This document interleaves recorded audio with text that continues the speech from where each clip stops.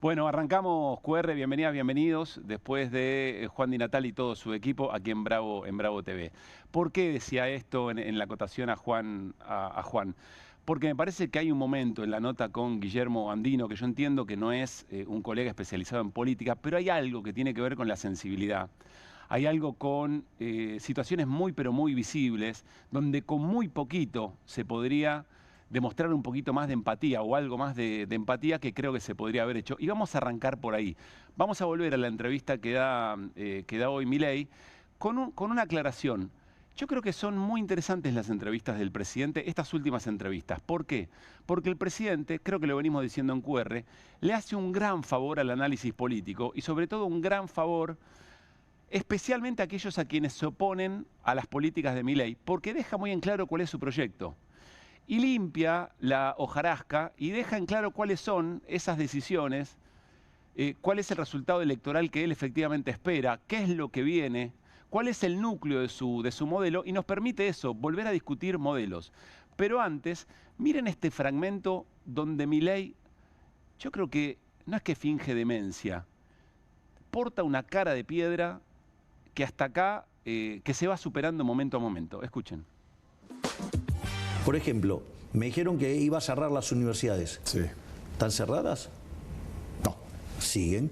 Dijeron que iba a cerrar los hospitales. ¿Están cerrados? No. Es decir, fíjese, todas las cosas con las que amenazaron, ninguna es cierta. Y sin embargo siguen asustando a la gente con eso. Sí, ahora, para que esto salga, presidente, usted necesita mayor volumen en el Congreso. Autodefinido como bilardista, ¿qué sería un buen resultado el próximo domingo? Por ejemplo, uno que me asegure el tercio en la Cámara. Eso es un buen resultado. Claramente tiene dos momentos esta parte de la entrevista al presidente. Vamos a ocuparnos de lo primero. Dice, cerré los hospitales y el colega le dice no. ¿Cómo no? ¿Cómo no? Si hay un desfinanciamiento brutal, lo único que no hace es poner el cartel de cierre el presidente o el gobierno.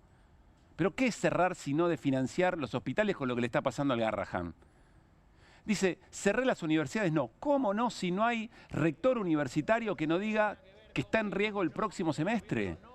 Y que si están funcionando es por obra y gracia o de los docentes, de los estudiantes, de los médicos, de los administrativos de los hospitales. No hay otra razón. La única razón para que estén funcionando universidades y hospitales es por los laburantes.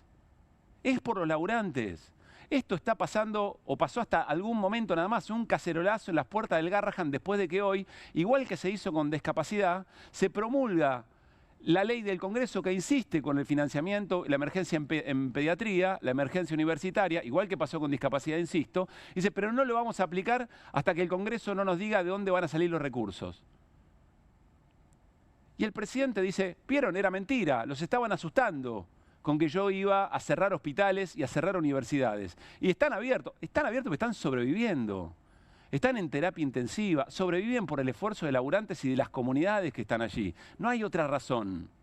Y ahí es donde el colega es cómplice también, porque no puede responder no. Y no era muy difícil. Era decir, bueno, presidente, no lo cerró del todo, pero la verdad es que hay plazas llenas, desde su gobierno, muchas plazas llenas reclamándole por presupuesto porque desfinancia y porque están pendiendo de un hilo. Y después que se arregle el presidente en la respuesta.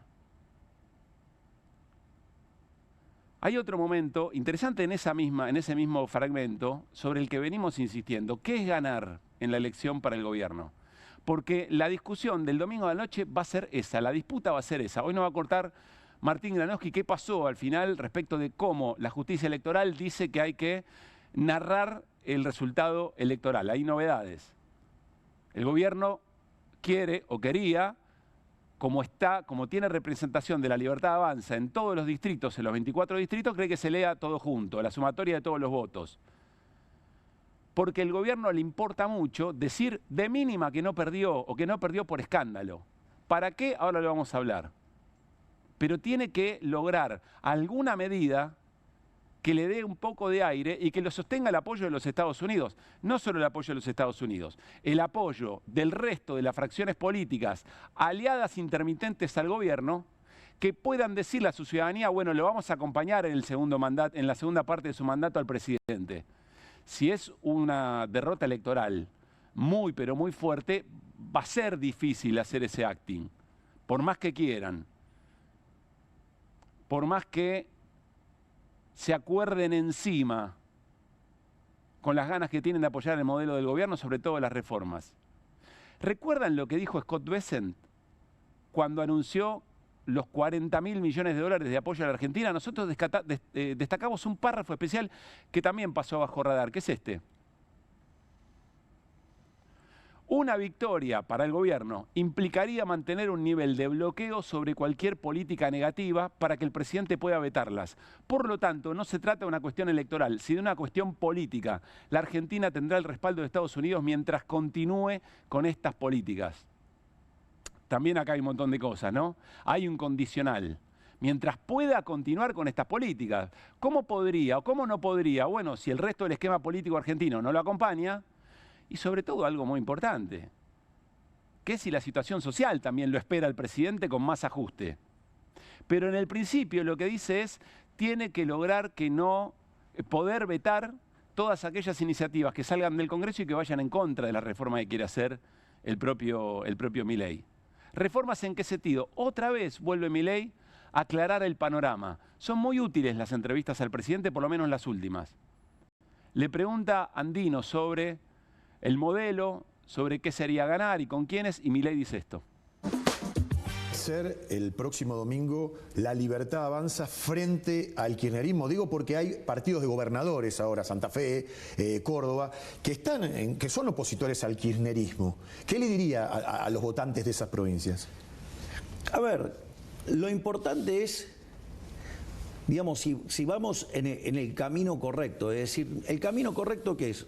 La reforma laboral, la reforma impositiva, bajar la carga fiscal, desregular, abrir la economía. Digo, esa es la agenda, esa es la agenda del futuro y la que va a ser grande en Argentina. Nosotros consideramos que quien mejor representa esa oferta somos nosotros, que somos además, la hemos planteado como base de la campaña. Y son agendas en las que confía que otros sectores de la política nacional lo acompañen eventualmente. No lo acompañarán en todas esas cosas que son muy groseras, que ya la gente le dio la espalda. Ahí habrá matices, pero esto que es neurálgico, esas triples reformas, las reformas estructurales, dice Milei además que son la agenda del futuro. Ah, mirá vos, ¿nunca se intentaron esas reformas en el pasado?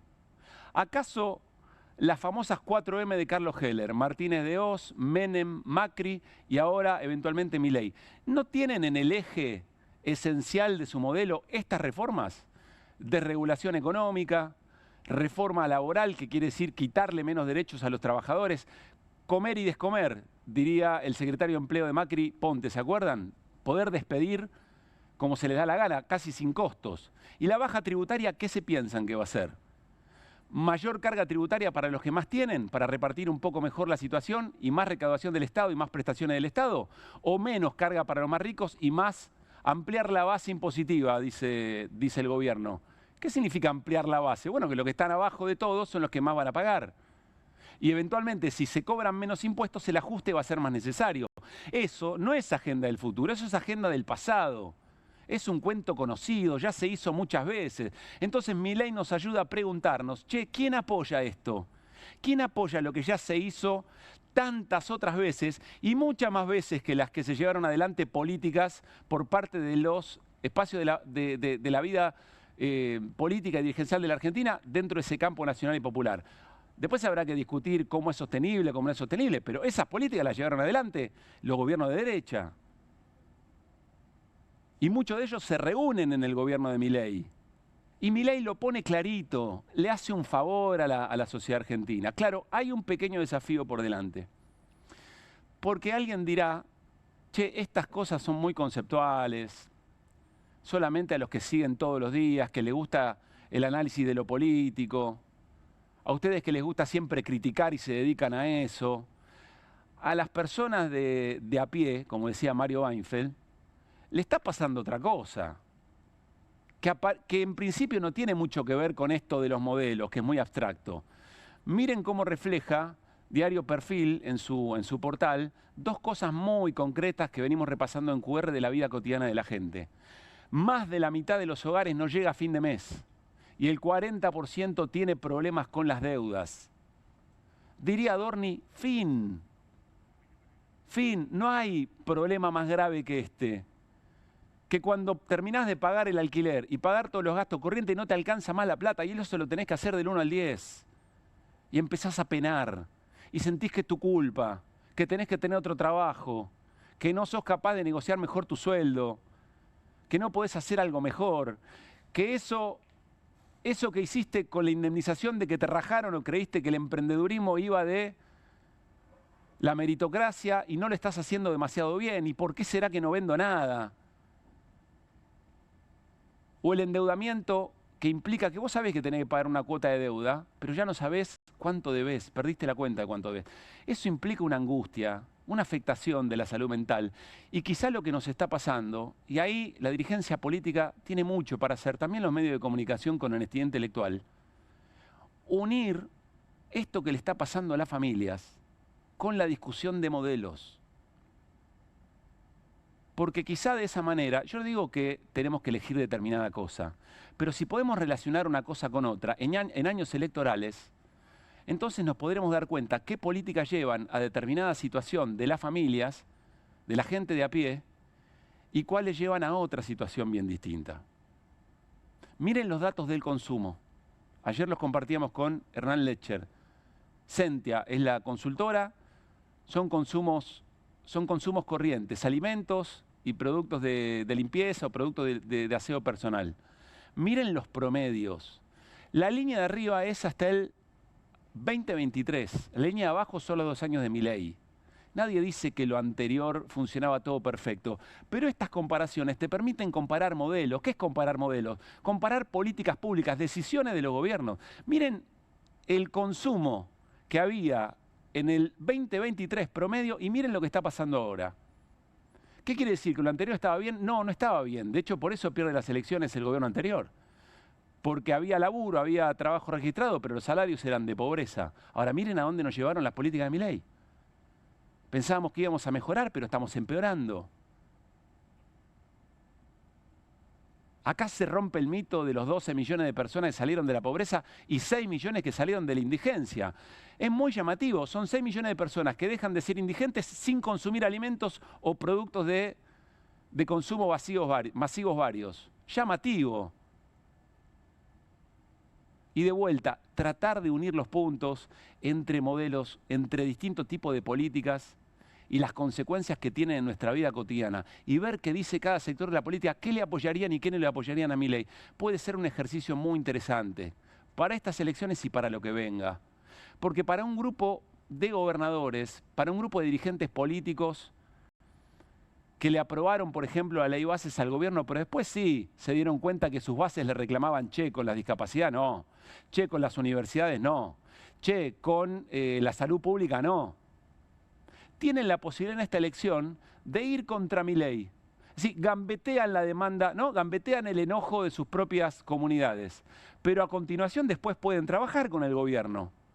Si es que están de acuerdo eventualmente con que esas son las reformas ya aprobadas durante tantos años atrás y que generaron peor calidad de vida, presentarlas como una novedad y que definitivamente el famoso ahora sí. Ahora sí. Con el apoyo, con un actor nuevo determinante, que es Estados Unidos. A propósito, Bessent, el ministro de Economía estadounidense, va prendiendo el yeite de los ministros de Economía argentinos. Vieron que ahora habla antes de las 10 de la mañana, antes que hablen los mercados. Debe tener una alarma que dice, che, momento de tomar decisiones en Argentina, de hacer algún tipo de anuncio para que los mercados aguanten. Ahora hablaremos con Guido Bambini.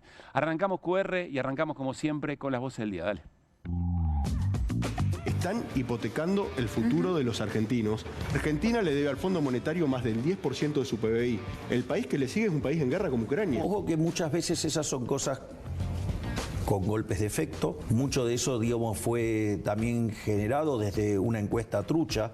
Porque el punto es, Hoy hay 12 millones de pobres menos. Mirá que con Macri la pasamos mal los jubilados, pero como con esta persona... Tenemos un comercio y cada vez entra menos gente, una librería que te vende la goma para el pibe para la escuela. Este año ningún pibe perdió la goma en la escuela. Los empresarios no contratan a los trabajadores porque tengan leyes miserables, sino cuando tienen consumo, cuando tienen ventas. Más diálogo para que comiencen a ayudar a construir las leyes que el país necesita, para no quedarnos a mitad del río. Claro, es Milei, firmado el Pacto de Mayo, le ha dado los votos en el Congreso de la Nación cada vez que Milei los necesitó. ¿Por qué no buscas otros lugares donde meter esa motosierra? Yo creo que no hay ningún gobierno desde el retorno a la democracia que ha hecho más para reducir el gasto del Estado inútil como Javier Milei. La ley de emergencia es para poder subsistir un poco, tampoco estamos pidiendo nada raro, es el 0,03% del PBI. 4 veces se votó esta ley en el Congreso. ¿Y cuál es la prioridad del gobierno? Esto genera consecuencias penales, incumplimiento de los deberes del funcionario público, e indirectamente es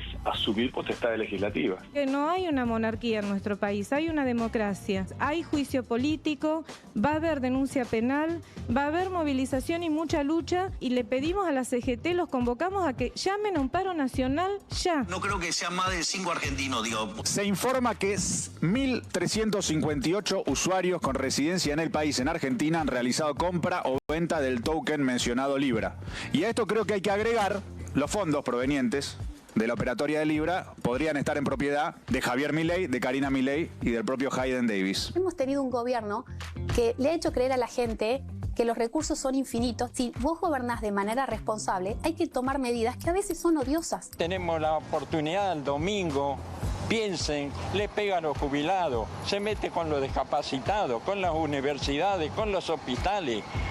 Ahora le tenemos que ir a lamber el traste a este Trump. Pero ¿qué nos importa a nosotros de los Estados Unidos si nosotros somos argentinos? Enseguida vamos a hablar con Norma Lezama, laburante del Garrahan, también con Carlos De Feo, que es secretario general de CONADU, de docentes universitarios. Muy interesante lo de Norma en el reclamo a la CGT. Hoy se cantó en el cacerolazo, en el apoyo al Garrahan, se cantó a dónde está que no se ve esa famosa CGT. Parece que el mapping no convenció, eventualmente. Muy buenas noches, Martín Granowski, ¿cómo está? Buenas noches, Pablo Caruso, ¿cómo está usted? ¿Cómo anda, Guido Bambini? Buenas noches, ¿cómo ¿Todo estamos? bien? Todo en orden. Bueno, parece que Milei tiene otra concepción de la reforma laboral, ¿no? Si reivindica el ocio y la cantidad de horas limitadas para trabajar. Yo creo que hay una contradicción ahí. Por un lado está lo que ustedes hablaban antes, Juan y vos, claramente le falta descanso. Digo, porque él dice, el que toma medidas equivocadas es porque no descansó. Sí. O sea, si no descansa, toma medidas equivocadas. Y si ensayás a las 3 de la mañana las canciones de tu banda... Le falta descanso. ¿No? Bien, primera cosa, señor. Le falta descanso. La segunda es que en realidad reivindica el ocio. Y parte de la reforma laboral, porque ahora viste que ya empezaron las precisiones. Hasta hace poco eran enunciaciones generales. Uno sabía que era para precarización, pero no detalles. Ahora empiezan a salir los detalles, pues se empieza a discutir eso. Claro. Un detalle probable, digo, no digo que vaya a salir así, pero un detalle al que aspira, por ejemplo, el ministro Sturzenegger es que se llegue a trabajar 13 horas. Ese es un tema. Que las vacaciones sean por disposición unilateral y no acordadas entre empleados o empleadas y el dueño del lugar. O sea, no por sindicatos, sino mano a mano con trabajadores de empresa. Y a veces individualmente, inclusive.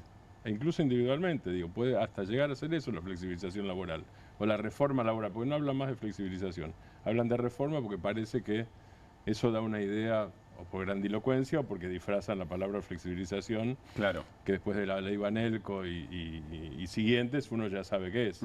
Esa es una parte. Y entonces la reivindicación del ocio va contra la idea de la reforma laboral tal como se está diciendo. Habría una contradicción. Totalmente. Capaz que no hablaron con Milei todavía sobre eso, ¿no?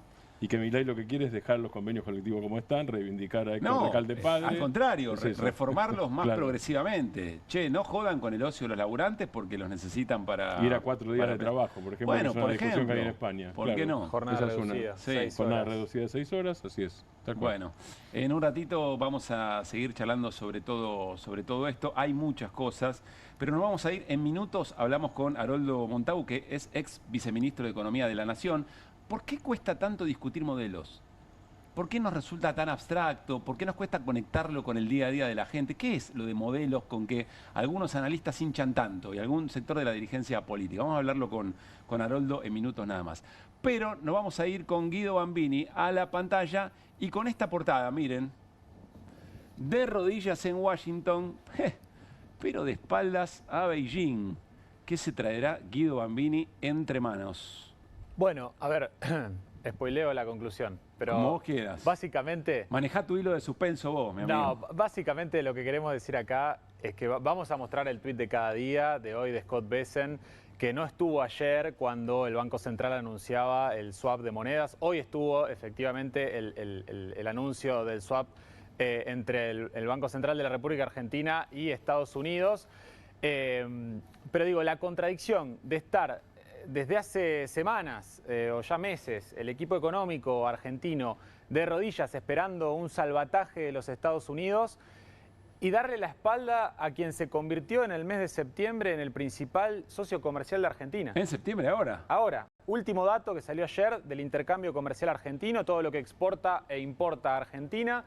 Por primera vez, bueno, si vienen alternando, pero digo, en el mes de septiembre desplazó a Brasil como principal socio comercial la República Popular China, no así en el acumulado del año, pero viene ganando a peso, insisto, en el intercambio comercial argentino, Brasil, mientras que desde los últimos años Estados Unidos viene cayendo, viene perdiendo participación en el intercambio comercial argentino. O sea, me parece muy importante en términos de la estrategia geopolítica del gobierno, la falta de pragmatismo, ¿no? De ningunear o de no poner sobre la mesa, digo, la importancia tanto de China como de Brasil, los principales socios comerciales. En la casa matriz del gobierno, del Ministerio de Economía en Estados Unidos, se infartan con todo esto, ¿no? Sí, sí, sí. No le cuenten, que Bessent no esté mirando QR en este momento, por favor. Bueno, vamos a los anuncios del día de hoy. Dale. Vamos a ver qué pasó hoy, insisto, tuiteó nuevamente el secretario del Tesoro de Estados Unidos en un tuit muy largo. Mirá la hora, antes de ir a hablar. Sí.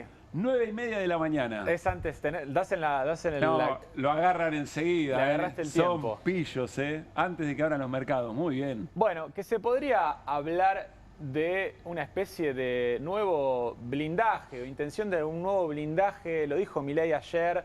Si no conseguimos que baje el riesgo país, vamos o podemos usar este swap de monedas para pagar los vencimientos de deuda que tenemos en el próximo enero de 2026, sí, en el orden de los 4.500 millones para poder rolear, para renovar esa deuda. Para poder refinanciar esa deuda en caso de que eso no suceda, que es muy probable que no suceda por la dinámica de acumulación de reservas del Banco Central, te diría que todo lo contrario. Bueno, dijo Milei, vamos a utilizar parte del swap en el pago de los bonares y de los globales de enero del 2026. ¿Pero qué pasó hoy en términos del mercado? ¿Qué pasó con el dólar? ¿Qué puede haber pasado después de este tuit, este anuncio de Scott Bessent? Bueno, siguió subiendo el dólar. Lo mostraba ayer Hernán.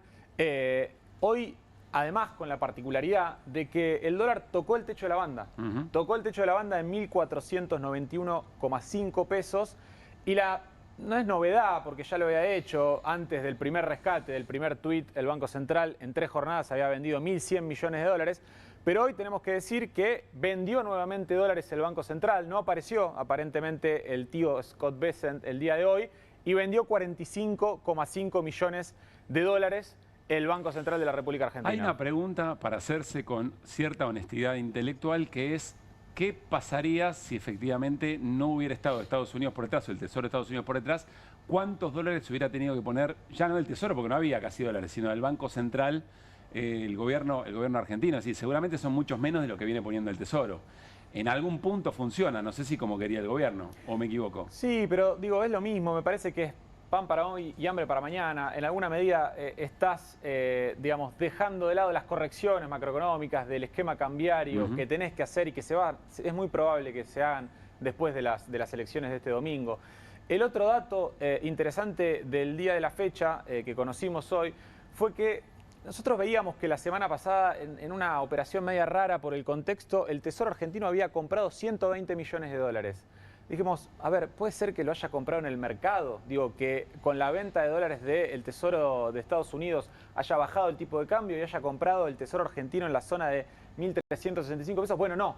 Le compró al Banco Central Para hacer frente a pagos de organismos internacionales, descapitalizó el Tesoro argentino al Banco Central, le compró 120 millones de dólares y es una muy mala señal hacia adelante. La mayoría del monto es una mala señal. Es una muy mala señal porque, digo, este nuevo préstamo, estos 14.000 millones que ya desembolsó el Fondo Monetario Internacional, en donde se los transfirió al Tesoro, al Banco Central y a cambio el Banco Central le dio estas letras intransferibles. Bueno, parecería que estamos viendo el proceso inverso con esta señal de descapitalización del Banco Central. Segundo punto que está dando vuelta en el mercado, vamos a la siguiente placa, es algo también que se suma o que se sumaría a este swap de 20.000 millones de dólares, que es el crédito que se está negociando por otros 20.000 millones de dólares, que hay que ver a qué tasa, porque la verdad que estos créditos con bancos privados, estos repos, como se los conoce, ya los hizo el gobierno a principio de este año, hizo uno por 1.000 millones de dólares y otro por 2.000 millones de dólares, y la verdad que no siguió con esta dinámica por la tasa de interés. Era muy alta. Era muy alta la tasa de interés. Entonces, primer punto eso, tenemos que ver a qué tasa de interés sería esta nueva deuda por 20.000 millones de dólares. Y no se llega a leer muy bien el párrafo que destaco, pero básicamente lo que destacamos es que los bancos que estarían detrás de este esquema, el Citi, el JP Morgan, están preguntando por las garantías, básicamente. Digo, si no la pone el Tesoro argentino, ¿con qué me quedo? O sea, si el Tesoro no llega a tener plata para pagar, ¿quién me cubre? Claro. ¿Cuál es la cobertura? Efectivamente. Y ahí se me ocurren, acciones de YPF, Fondo de Garantía de Sustentabilidad, el Banco Nación. Bueno, diferentes alternativas que pueden aparecer sobre la mesa. Y también es interesante que estos bancos destacan o le plantean a Estados Unidos, a Washington, le preguntan, bueno, ¿ustedes van a ser garantes de este préstamo? Si no tenemos garantías del Estado argentino, ¿va a ser el actual Ministerio de Economía, que es el que tenemos, el que está en Estados Unidos, el que ponga la garantía de que si no paga el Tesoro argentino, se ejecuta alguna garantía estadounidense? Bueno, lo dejo sobre la mesa como algo interesante. Con lo cual, eventualmente, esto sigue siendo anuncio categoría humo. Sí, hasta ahora. Porque hay una intencionalidad para generar determinado tipo de efecto, pero después cuando empiezan a preguntar, che, ¿cómo es esto? Lo propio que van a hacer un negocio con esa deuda, bueno, ahí aparece como mucho silencio. Nada concreto. Lo que anunciaban ayer también de los bonos por educación, hoy la verdad que nos desayunamos o arrancamos el día viendo que el presidente nuevamente promulga la ley de financiamiento educativo, pero vuelve a mandar el proyecto al Congreso en el sentido, o le exige al Congreso que le muestre, que le plantee de dónde salen las partidas presupuestarias para poder hacer frente a estos costos. Bueno, y me estás diciendo que paralelamente con lo que te ahorres en términos de tasas de interés por este cambio de deuda que generarías con organismos internacionales, lo vas a aplicar a la educación y no promulgás la ley de financiamiento educativo. Es llamativo, por lo menos es llamativo.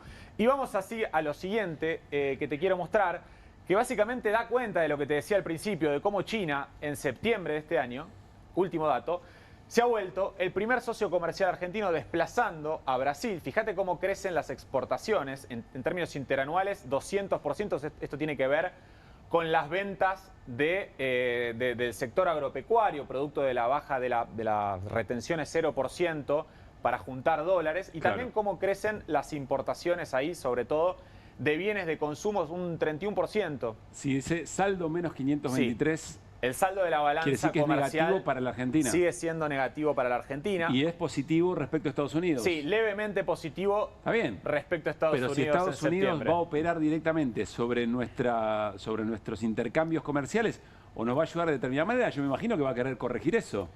Bueno, ya sí, es probable más allá. Y porque si no los productores estadounidenses con quien competimos le van a tirar la bronca. Más allá de esta cuestión de que dijo Trump, de que aparentemente importaría más carne argentina para bajar el precio local en Estados Unidos de la carne, es lógico pensar que los aranceles del inicio de la gestión de Trump buscaban generar un mejor balance, valga la redundancia, de la balanza comercial para el país del norte, totalmente. Vamos a la siguiente y me detengo en dos cuestiones. Para ver la tendencia que yo les decía, fíjense, esto es un informe de Argendata, de Fundar. Fíjense en rojo cómo crece a lo largo de los años. Estas son las exportaciones. Pasa lo mismo con las importaciones y podemos decir que de la misma manera con el intercambio comercial argentino. Fíjense cómo crecen las exportaciones y el intercambio comercial argentino en general de Asia, traccionadas en gran medida por China. y cómo disminuyen o se mantienen estancadas en términos... No, disminuyen las de América del Norte. Sobre el final disminuyen un poco, claro. Sobre el final disminuyen. Para que tengan una idea, actualmente China representa el 7% del intercambio comercial argentino. Perdón, 17% del intercambio comercial argentino, mientras que Estados Unidos representa el 9% del intercambio comercial argentino. Llegó a representar a mediados del siglo pasado el 50%, perdón, el 30%, son muchos números, estoy pifiando, pero a mitad del siglo pasado representó el 50% del intercambio comercial argentino y viene bajando, hoy representa el 7%. Insisto, China viene creciendo y representa el 17%, perdón, y Brasil el 20%. Martín tiene pregunta. Hay un fenómeno en lo que vos mostraste, Guido, recién. Si se ve la placa anterior y esta, combinadas, un fabuloso crecimiento del intercambio con la India por parte de la Argentina. Más del 80% estaba mirando en la placa anterior. En términos de crecimiento... De crecimiento en el último año, sí. Más del 80% de las exportaciones y además favorable a la Argentina en la balanza. Bueno, para tener en cuenta India, porque tenemos país, Brasil, ¿no? BRICS ampliados, pero digo, a ver, está clarito. Sí, la necesidad y la conclusión... La I es de la India. La necesidad y la conclusión de esta columna es que Argentina tiene que tener una posición pragmática en términos de su comercio exterior. Nosotros tenemos que abrir cuanto mercado de exportación podamos para sostener, para tener, digamos, un tipo de cambio, si se quiere, más apreciado y salarios en dólares más altos. Necesitamos más exportaciones. Lo escuchaba, no recuerdo el nombre del colega en un programa que se llama Vino por el Desarrollo, que decía, un economista que decía, en términos per cápita, Argentina exporta poco. Exporta lo equivalente a un iPhone por persona por año, más o menos $2.000 por año. Nosotros tenemos que pensar en que crezcan nuestras exportaciones, no solo traccionadas por los hidrocarburos, el agro y vaca muerta, sino también pensar en intentar exportar algunos nichos industriales como la economía del conocimiento, por ejemplo. Eso para que mejore el flujo de dólares. Exactamente, para que mejore el flujo de dólares. Y bueno, y vamos a lo último, en lo que aparentemente sí le interesa al gobierno en su relación con China, que es la apertura importadora. Te traigo el aumento sideral de la importación de bienes de consumo, también último dato de septiembre. Fíjate cómo crece hacia el final la curva naranja, que es el acumulado de los 12 meses. Está en récord histórico de la serie de la balanza comercial argentina la importación de bienes de consumo. Esto es Shein y esto es Temu. Es importar cualquier cosa desde el celular que me llega a la puerta de mi casa y que genera una aspiradora de dólares. 10.700 millones de dólares en importación de bienes de consumo en los últimos 12 meses. Parecería que la única relación virtuosa que ve el gobierno con la República Popular China es la apertura indiscriminada de importaciones para que entren este tipo de importaciones y no tanto las industriales, que sería interesante utilizarlas para encadenamientos productivos y para apalancar la industria nacional. Muy clara columna, Guido, muchas gracias. Saludamos desde aquí a Haroldo Montagu, ex viceministro de Economía de la Nación. Haroldo, ¿cómo estás? Muy buenas noches. ¿Qué tal? Gracias por estar acá. Gracias. A ver, sobre todo esto que explicó Guido, ¿de dónde querés agarrarte como para contarnos un poco qué estás viendo en términos del momento del modelo económico? Bueno, mira, desde la cuestión más coyuntural, si querés tomo lo último, ese dato de importaciones de bienes de consumo, que incluye, como bien dijeron, los couriers chinos y también estadounidenses, ¿no? Porque ahí también está Amazon, algo de eBay. Esa serie se lleva muy bien con lo que es la industria argentina, porque el espejo de eso es la caída en la industria argentina. Es casi un gráfico simétrico pero opuesto, ¿no? En donde vos ves cómo estos bienes de consumo importados van reemplazando a la industria local. Lo que se produce acá. Exactamente. Entonces, ahí vos antes hablabas de los modelos, ¿no? Y que me parece que es el gran signo de pregunta, saltando de la coyuntura a algo más estructural. ¿Cuál es el modelo, el proyecto de país que la Argentina busca? Y ese es un signo de pregunta. Es un signo de pregunta porque, por lo menos, si pongo un inicio no antojadizo, digamos, desde la dictadura militar, con todo lo que ha pasado en el medio, ahí ha habido una pugna, una disputa de modelos, con, digamos, la complejidad de que el mundo desde mediados de los 70, ha cambiado muchísimo. Entonces, o sea, el capitalismo es otro. Por supuesto, por supuesto. Entonces, muchas veces seguimos en estos debates de modelos, pero con un contexto que nos va cambiando todos los días. Entonces, lo cual complejiza aún más. ¿Cuál sería el eje hoy? ¿Cuál de todos? No, te lo pregunto a vos por eso. Digo, vamos cambiando teniendo en cuenta otro mundo, teniendo en cuenta este mundo. Yo a veces veo que hay los que dicen hay que producir, los que dicen hay que exportar. Y lo que uno piensa o lo que yo pienso es producir más exportar puede ser un modelo. Sí, por supuesto. Lo que pasa es que estamos en un mundo mucho más competitivo que hace 40, 50 años. La irrupción de China, digamos, ¿no? En el mundo, digamos, en lo que es la manufactura industrial, hoy, digo, no hace falta que lo explique aquí. Entonces, es mucho más complejo ese modelo de producir y exportar. Entonces, digo, ¿cuáles son los nichos a los cuales Argentina como productor puede obtener ventajas competitivas? ¿Es lo que está basado en recursos naturales, petróleo, minería, agro, o hay algo más, ¿no? Ahora, las preguntas cambiaron de un tiempo a esta parte, en el momento en que Estados Unidos se mete directamente a digitar de mínima el tipo de cambio. ¿Hay posibilidad de que un modelo económico, en los términos en los que vos lo planteás, pensado, no te digo desde Estados Unidos, pero pensado con Estados Unidos, pueda ser beneficioso para la Argentina? Bueno, la respuesta corta es no. ¿Por qué? No, porque me parece que ahí, digamos, lo que mostraban los diferentes intercambios comerciales con los países, ¿no?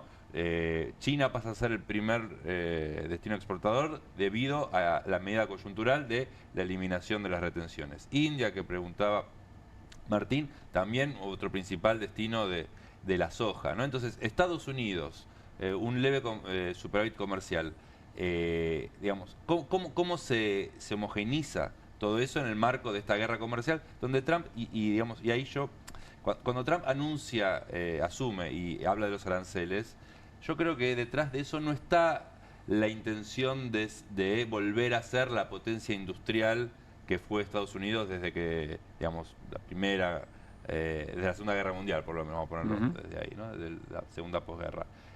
Lo que está buscando Estados Unidos a partir de eso es sostener la hegemonía monetaria mundial. Estados Unidos, digamos, está viendo cómo el dólar se desvanece frente a la irrupción de otras monedas. ¿De qué manera? El dólar pierde fuerza como la moneda que se transan los bienes internacionalmente. El sudeste asiático ya comercia con China en yuanes. Si de repente tu maquinita deja de ser tan importante. Entonces, digo, detrás de esta parafernalia de aranceles y bueno, volver a ser la potencia industrial que fue, me parece que, o por lo menos yo entiendo que está esta idea de no perder esa hegemonía monetaria de la cual ha gozado y con la cual podrá darse el lujo de seguir imprimiendo y tener déficits comerciales y no tener los problemas que tienen otros países. A ver, Haroldo, parece haber un consenso inédito desde las miradas económicas más heterodoxas hasta las más ortodoxas, de que este esquema, digamos, cambiario, etcétera, etcétera, de tasas de interés, etcétera, no aguanta, es absolutamente es insostenible. Insostenible, sí. ¿Vos crees que eso efectivamente es así y que el gobierno tiene la necesidad imperiosa de, después de las elecciones, cambiarlo? ¿Crees que vamos hacia eso? ¿O te agarran dudas por las cosas inesperadas que ha hecho este gobierno? No, a ver, en el marco de la elección, y sumo también la elección bonaerense, me parece que hay una apuesta muy fuerte, digamos, a todo o nada por parte del gobierno a ganar. Sí. Lo que pasó en la elección bonaerense fue una primera señal muy fuerte y ahora, digamos, redobla la apuesta con los 20.000 millones de dólares del swap, digamos, estas noticias de otros 20.000 con bancos, el tuit diario de Besen, digo, hay un redoble tremendo.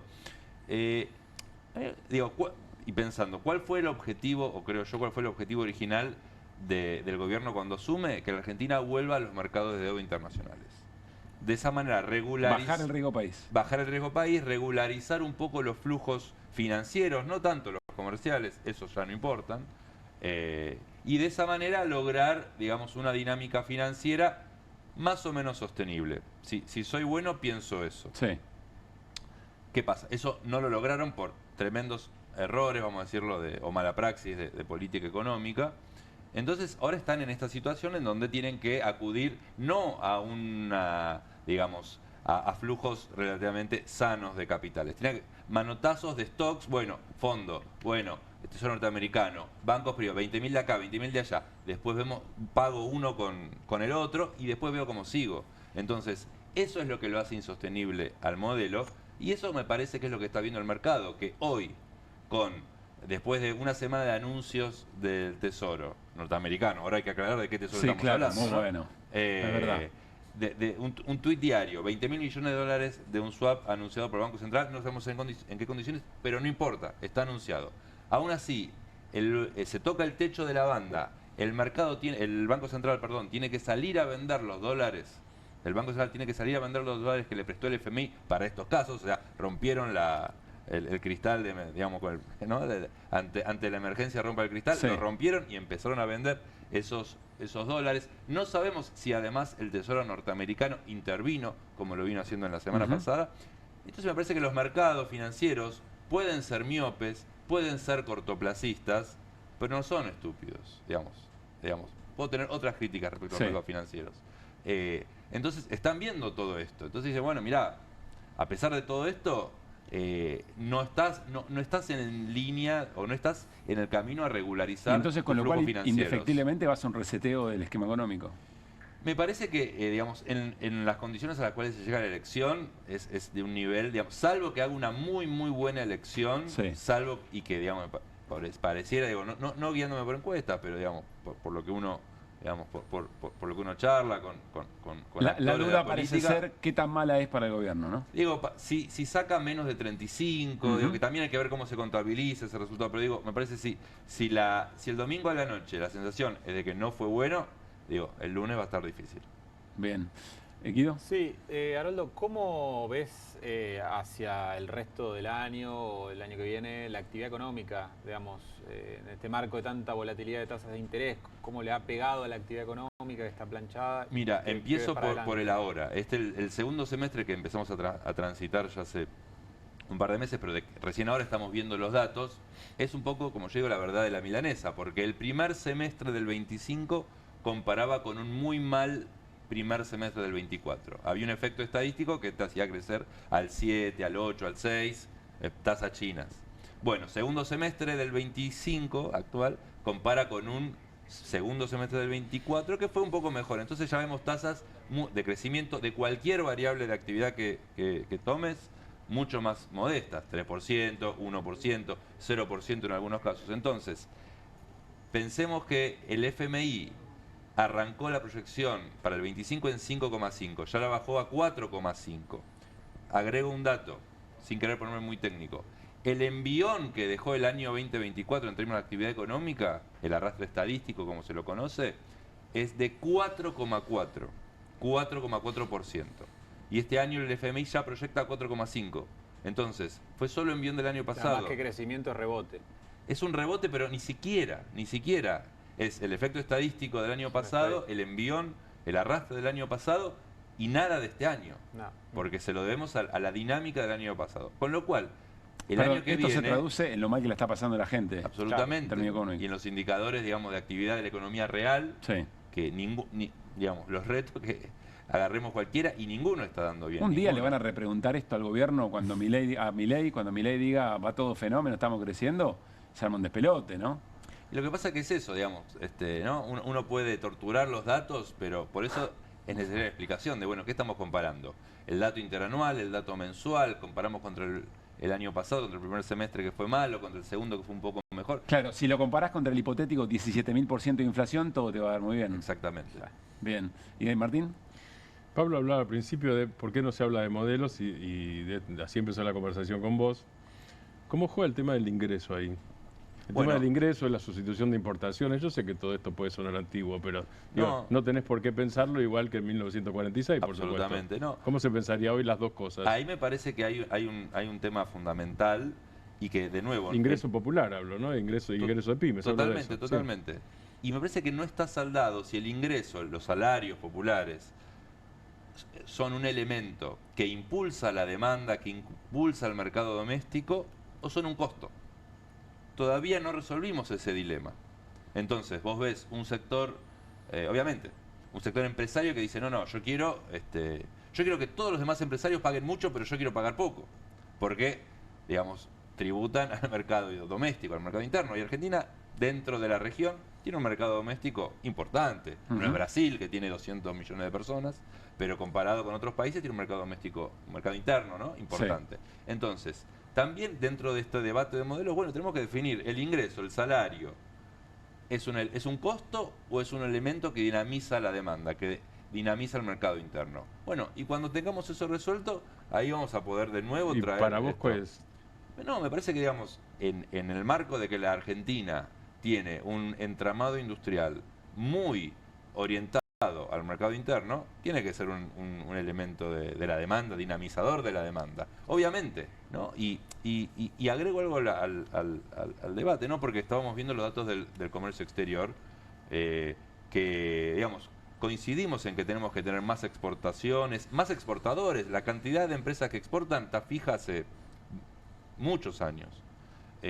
Pero sería en vano aumentar nuestra exportación, aunque sea de agro, de minería, de energía, si vemos que es lo que está pasando ahora con la formación de activos externos, mal llamada fuga de capitales, o llamémosla fuga de capitales. Sí. Entonces, si seguimos exportando y haciendo política para hacer crecer nuestras exportaciones, pero por otro lado damos rienda suelta a poder extraer esos dólares del sistema, bueno, ¿de qué nos va a servir todo eso? Haroldo, la última, ¿cuál te parece que es el mayor desafío de la oposición real, la que plantea otro modelo, el mayor desafío para explicar esa alternativa en este momento? Que le crean primero y más importante, tener esa alternativa, que me parece que, digamos, en la oposición no está tan claro todavía, digamos, ¿no? Y me parece que falta esa idea. Sabemos de la oposición que se opone al modelo de Milei. Sabemos cuáles son los no. Bueno, pero ¿cuál es la propuesta propia? Digamos, no puede partir todo desde la negativa. Ese es el punto de inicio y el punto de unión y de consenso. Bueno, ok, hacia adelante. ¿Cuál es el modelo que se plantea y cómo se va a hacer? Ya no hablar de trazos gruesos.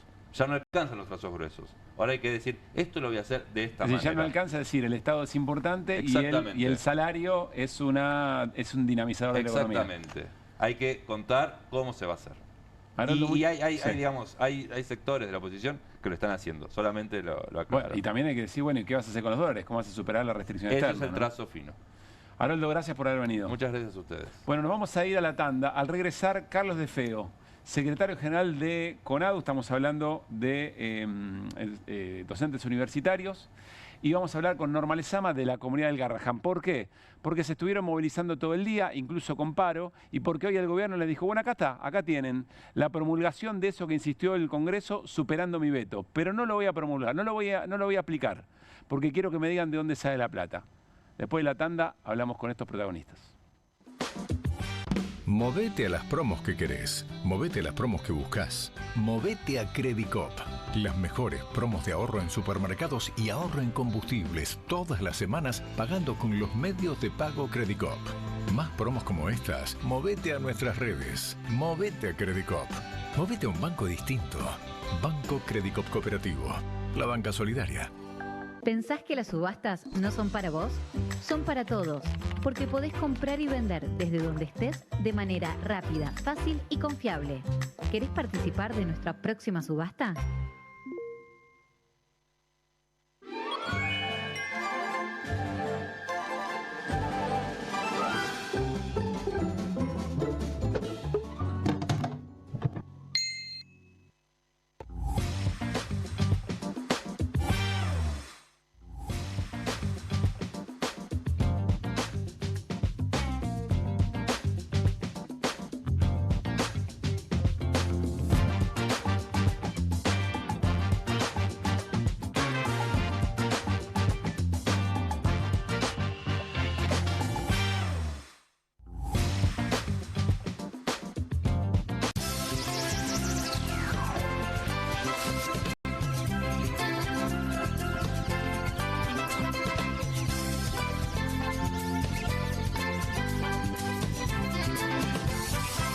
¿Necesitas llegar tranquilo a fin de mes? Tené un préstamo 100% online con WeCred. te damos un préstamo personal de hasta 400.000 pesos, acreditación por CBU dentro de las 48 horas, mínimos requisitos, cuotas fijas en pesos, rápido, simple y seguro. Ingresá ahora en wicred.com.ar.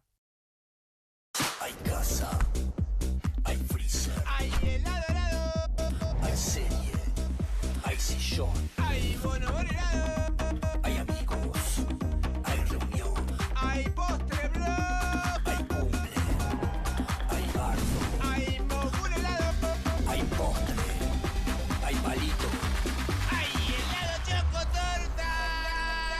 Hay casa, hay freezer y tus chocolates y golosinas favoritas hechas helado. Vivimos en tiempos acelerados, donde tu teléfono sabe que estás enfermo antes que vos. Un torneo de eSports puede llenar un estadio entero. Un dron puede llevar un pedido y vos seguís esperando el ascensor que no llega. Ya hay autos que se manejan solos y vos todavía te olvidás dónde estacionaste. Ya existe un corazón impreso que latió y vos seguís renegando con el embrague.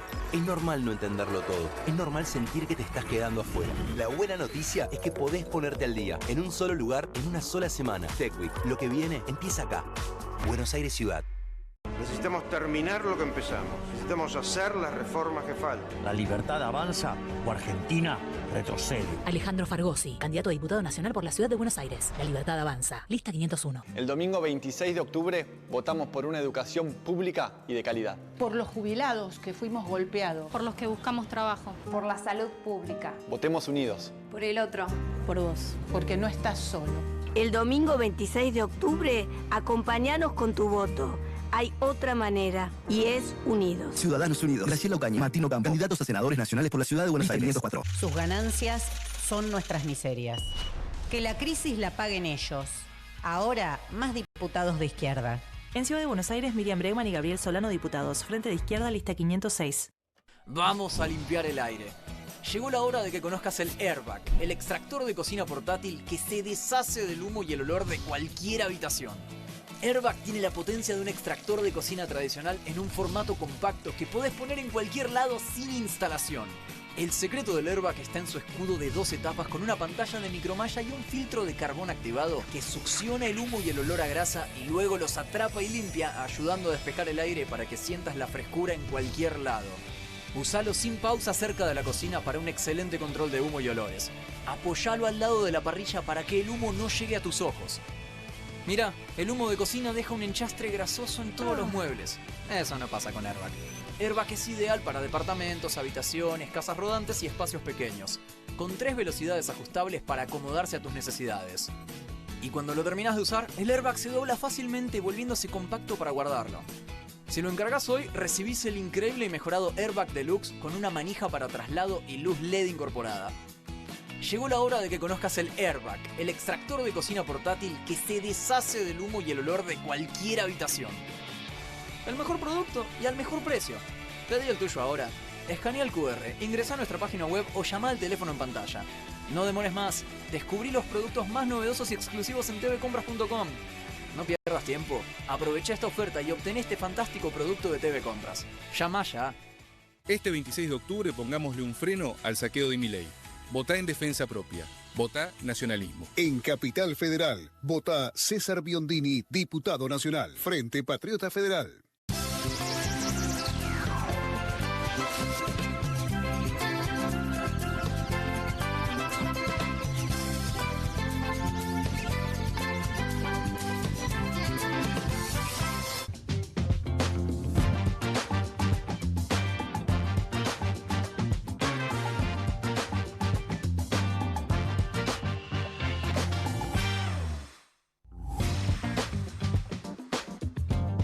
Muy bien, seguimos en QR por Bravo TV y le damos la bienvenida a Norma Lezana y a Carlos de Feo. Norma, Carlos, ¿cómo están? Muy buenas noches. Buenas noches. Parte de la comunidad del Garraham, docente universitario Carlos. Recién pensaba, ¿cómo hacemos? Ya hemos conversado varias veces, acá y el año pasado, Norma, también. Sí. ¿Cómo hacemos para empezar la charla de una manera distinta? O para hablar de lo que venimos hablando hace tanto tiempo desde un enfoque distinto. ¿Tienen alguna sugerencia? Yo sé que es mi laburo, pero... ¿por qué es preguntarles por lo que acaba de ocurrir, por el cacerolazo, por la decisión del gobierno de seguir recortando los presupuestos o no hacerle caso al Congreso? Sí. ¿Tienen alguna arista nueva?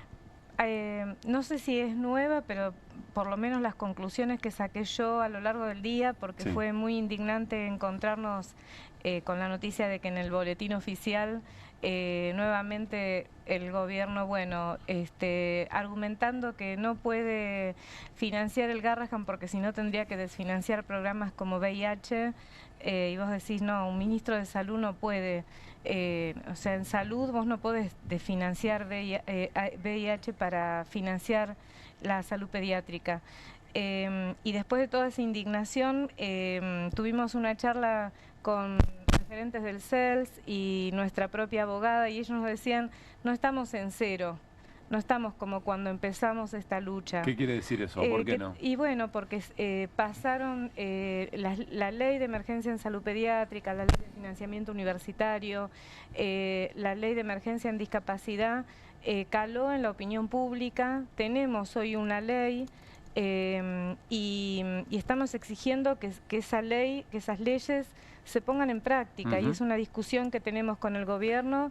Entonces una respuesta positiva a mi torpe pregunta sería no, Pablo, no estamos en el mismo lugar, estamos en un lugar mucho más importante de acumulación de acumulación de protesta, acumulación de lucha, digamos. Sí, puede ser muy desmoralizante naturalizar que esto sabíamos que iba a pasar. Yo por lo menos me resisto a naturalizar que esto ocurra en nuestro país, ¿no? Que alguien que es el jefe de Estado, de una manera asumiéndose casi como un monarca, no cumpla las leyes, y nosotros nos tenemos que acostumbrar a esto como pueblo. Me parece que eso es algo que tenemos que dar vuelta, ¿no? Tenemos que corregir algo de tu micrófono, Norma, por eso ahora va a venir alguien y te va a acomodar. Carlos, ¿coincidís con lo que plantea Norma? No estamos en el mismo lugar, es cierto, es una mirada un poco más positiva. Sí, yo creo que nosotros en esto que se llama la batalla cultural hemos instalado y hemos afirmado un tema que la sociedad argentina no está dispuesta a ceder derechos. El caso de la salud, el caso de la educación. Lo que pasa es que después tenemos una cuestión práctica, que es que el gobierno en una actitud, mesiánica diría yo, que es la que tiene desde el principio, sigue sin abrir ningún tipo de alternativa. Digo, porque hoy nuevamente ayer publicó en el boletín oficial, la ley está todo bien, pero plata no hay. Sí. Yo creo que el tema que yo creo que tenemos, que es un tema central, en esta pelea fundamentalmente, porque lo que estamos llevando adelante son los trabajadores del Garrahan, los trabajadores de la universitaria, los trabajadores de la educación, en fin, el Estado.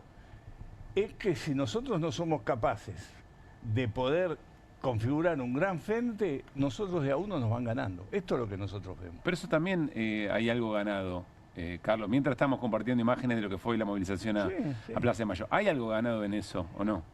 Sí, yo creo, pero no alcanza para torcer el brazo de lo que está sucediendo. O sea, no vamos a ver una solución. Yo voy a hablar por la universidad. Quizás estaría bueno que la salud y sobre todo la pediatría de los chicos tuviera, ¿no? Pero yo digo, ¿alguien imagina en el escrito, no sé cómo si es un decreto? Es un decreto, sí. Que promulga la ley. Él dice que hay 1,5 billones de pesos para sostener esa ley de financiamiento educativo, universitario. No nos quieren dar, digo, ¿no? ¿De dónde va a salir eso sin romper el esquema de que el gobierno está llevando adelante? Digo, sin tirarle abajo el déficit cero. Es imposible. Ahora, voy a otra dimensión, en lo que estábamos hablando, pero otra dimensión que no es desconocida, que es el voto. Digo, porque en parte salen las encuestas, y salen conversaciones y sale el análisis. Parte del voto, por lo menos el voto del 7 de septiembre, tuvo que ver con el Garrahan, con el financiamiento universitario y con el tema de discapacitados. Totalmente. Y además libra corrupción, etcétera, etcétera. Y con el día a día económico, sí. El domingo va a ser una gran pelea y yo creo que tenemos la expectativa de que haya una derrota importante. No sé si serán 15, 10 puntos provincia de Buenos Aires, porque si salimos todos decir que son 15, después van a salir 10, decimos que perdimos, cuando en realidad ganamos por 10 puntos de diferencia. Pero creo que va a haber una victoria importante. Ahora, yo creo que seguimos discutiendo estas cuestiones, porque esto está bien, lo discutimos en la calle. Ahora, necesitamos de una unidad mucho más fuerte para enfrentar este gobierno y dar vuelta. ¿Por qué no vamos a ir doblando sector por sector? Porque yo te doy un ejemplo político ahí. Son gente completamente distinta. En el año 2005 nosotros veníamos de todo el menemismo de perder salarios. Los docentes universitarios. Docentes universitarios. Hicimos un paro de un mes. Un mes le hicimos un paro a Néstor Kirchner. Nos dio el 50% de aumento. Ahora era Néstor Kirchner. Hay una decisión política que este gobierno no la tiene. Entonces no es una pelea que nosotros podamos encarar solos, como tampoco la puede encarar el Garrahan. Yo digo, quizás lo de Garrahan es más posible porque uno, la empatía con los niños, solamente Milei no tiene, después toda la humanidad tenemos, ¿no? Uno piensa, bueno, pero tiraron los mangos ahí. Ahora, la universidad es una cuestión más compleja. Yo lo que creo, y esto me preocupa mucho, es que nosotros necesitamos una unidad amplia del conjunto de los trabajadores para poder enfrentar esto. Porque ustedes lo ven, hay muchísimos casos de conflictos sindicales que no aparecen en los medios y que se dan todos los días en montones de fábricas, cierre, despido, vacaciones obligatorias, rebajas salariales. Esas peleas tienen que estar unificadas. Y yo creo que hay alguien que las puede unificar, que son la CGT, la Central de Trabajadores. Hoy fue un reclamo, Norma, ¿no? Sí. Vos hablaste concretamente de una convocatoria, un paro general. Sí. Porque les gustaría, perdón, nos no es gustaría, personal. sí, por supuesto. Nosotros pensamos que, y no dejamos de convocar a la Central de Trabajadores en todo el recorrido de lucha que venimos llevando adelante. No los podemos esperar, por eso hemos articulado de manera amplia, sin sectarismos, con un montón de organizaciones de todo el arco político. Inclusive hemos buscado sectores obreros, por ejemplo, hemos estado en la Confederación Argentina del Transporte, nos han apoyado. Venimos de generar una multitudinaria marcha el 17 de julio y otra el 17 de septiembre, articulando con universidad, con discapacidad, con los jubilados. Y creo que después de las elecciones que se va a venir, todos los economistas coinciden en que va a haber otra devaluación y nuestro salario se va a volver a deteriorar. Volvemos a convocar, por supuesto, a la Central de Trabajadores. La CTA en la última movilización del 17 de septiembre estuvo con nosotros.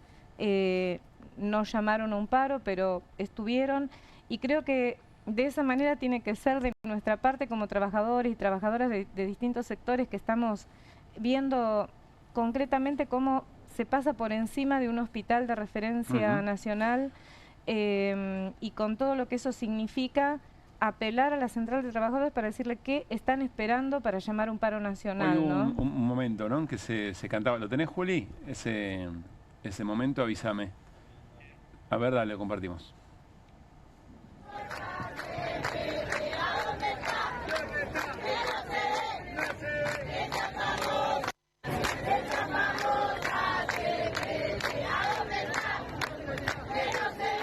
Esto es en Plaza de Mayo, en la movilización de la comunidad universitaria. No, ¿el mapping no les gustó? Ah, no saben ni de lo que estoy hablando. El mapping de la CGT del 17 de octubre, la proyección sobre el edificio Azopardo. No sabía lo que Está era. bien, no hace falta ni que contesten. Sí, ahora lo recuerdo. No hace falta ni que contesten. Quiero preguntarles, en serio, más allá de lo... puede parecer una provocación, pero cuando en el mismo día en que el gobierno dice, bueno, acá está, se las promulgo, pero no hay plata y no se va a implementar ninguna de estas dos leyes, y ese mismo día el presidente dice que merece tiempo de ocio y entonces justifica el Movistar Arena donde fue a rockear. ¿Qué les pasa? ¿Cómo cae eso?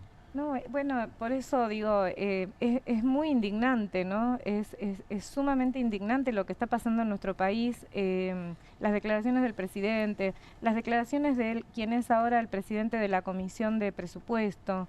que habla de la economía familiar. El batero de la banda de la adolescencia, ¿no? Bertie Venegas Lynch. Otro que debe tener bastante ocio. De que está viendo si se compra otra lancha o no. Claro, habla de la economía familiar y dice, bueno, si hay una persona sola que trabaja y tienen lanchas, y tienen propiedades, y tienen autos, y compara eso, ¿no?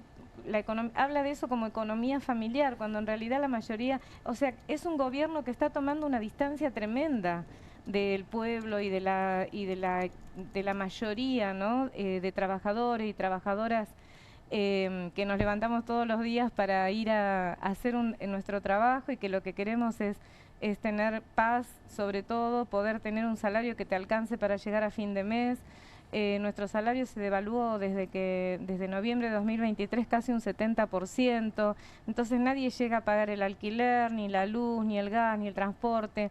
Es muy concreto, y estas declaraciones lo que hacen es generar mucha indignación y sentir que es un gobierno que está muy lejos de todos nosotros. Son funcionarios que no viven como los trabajadores y trabajadoras, ¿no? Quiero pedirle la misma reflexión a Carlos, pero antes podemos preparar el primer tape con que arrancamos el programa de la apertura, el que habla Milei con Andino, para ver qué piensan. Carlos. Yo, ¿sabes qué me estoy acordando? Ahí circula en las redes una nota que le hacen a Cordero. Que entonces, ministro de Trabajo. Sí, secretario. El secretario de Empleo. Que de Trabajo, él habla de que le dicen, bueno, pero con tantas horas, 10, 15 horas diarias, ¿qué van a hacer si no van a trabajar? ¿Qué van a hacer? Eso es cuando se discutía la jornada laboral, cuando él era enviado de Techín, si no me equivoco, ¿no? Claro. Era como referente de Techín. Bueno, es lo que dice la compañera. Ellos tienen derecho al ocio, tienen derecho a esto, nosotros no tenemos derecho a nada. Muy buena comparación esa. Digo, el gobierno está trabajando, o está pensando, inclusive habla de jornada laboral de 13 horas. Pero 60 horas semanales, ¿no es? Sí. ¿Cuántas son? Claro. 10 horas semanales, de lunes a sábado. Las horas extra acumulables no te las van a pagar. Después te van a decir, bueno, hoy este domingo andaste a tu casa. Pero claro, tenés razón, hay que confrontar a ese Cordero que decía, pero ¿para qué queda el tiempo? Si no es para laburar, con el Milei que dice, merezco el ocio, me armo un Movistar Arena. Claro, pero vos pensás que si está deshumanizando al trabajador. En todas partes del mundo se está pensando y discutiendo menores jornadas laborales. Y este tipo te quiere hacer laburar 10 horas diarias. Es decir, hubo muertos en el mundo, en la historia de la humanidad. Ya de hecho. Por las 8 horas laborales. Pero ya de hecho se trabaja mucho más que eso por el multiempleo. Sí, por supuesto. En el hospital, ¿cuántos laburos tiene un trabajador promedio? La mayoría está con pluriempleo, sobre todo enfermería, por lo general trabajan sábado, domingo y feriado, y además tienen un trabajo durante la semana, es decir, que no tienen ni un día de descanso. O toman la guardia de la noche, que son de jornadas de 10 horas, salen a las 7 de la mañana y van a tomar otro empleo. Perdón, guardia 10 horas y después van a seguir atendiendo, más allá de lo que tiene que descansar esa pobre persona, es como qué prestación da, ¿no? No, es ni hablar de cómo en el hospital hoy, por ejemplo, la dotación de enfermería es crítica. ¿Bajó mucho en los últimos 2 años? Sí, porque han recortado las horas extraordinarias, no cubren cuando hay vacaciones o licencias, y además han renunciado muchos enfermeros y enfermeras. Entonces, donde había 11 enfermeros, hoy tenés 8, y son enfermeros que tienen que cuidar 5 pacientes muy complejos, cuando la relación enfermero-paciente para garantizar la calidad de atención es un tema muy delicado y que tiene que estar calculado de manera científica. Con chicos más todavía, ¿no? Más con niños, por supuesto. Entonces, cualquier intervención de enfermería en un niño es mucho más complicado que en un adulto, porque el niño se mueve, tiene miedo, hay que tranquilizar a la mamá y al niño. Entonces, la motosierra que está pasando por el hospital tiene un poder de daño tremendo, ¿no? A ver, hoy Milei, hablando con Andino, dice, bueno, había una campaña sucia sobre lo que yo iba a hacer con hospitales y universidades, miren. Por ejemplo, me dijeron que iba a cerrar las universidades. Sí. ¿Están cerradas? No.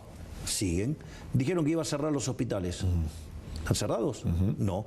Es decir, fíjese, todas las cosas con las que amenazaron, ninguna es cierta, y sin embargo siguen asustando a la gente con eso. Sí, ahora, para que esto salga, presidente, usted... Esto es el Garrahan, el hospital Garrahan. Está lloviendo adentro del propio hospital, ¿no? Sí, eso es recontra escandaloso porque hay 40.000 millones de pesos en un fondo de inversión que deberían estar volcados a obras de infraestructura y la otra mitad a reforzar lo que es el ítem recursos genuinos.